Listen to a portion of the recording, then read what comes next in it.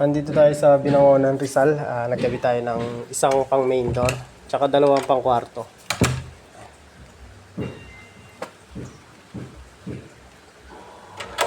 Ayan, lock siya. May temporary code siya na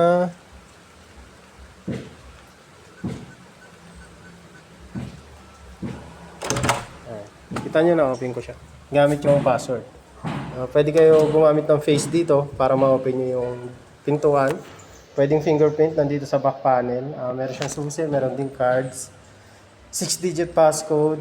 Tapos meron din siyang susi in case na malawbat.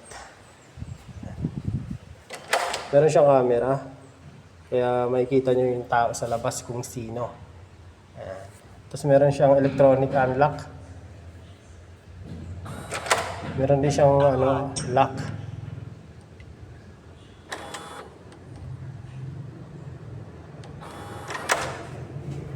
Meron din siyang doorbell.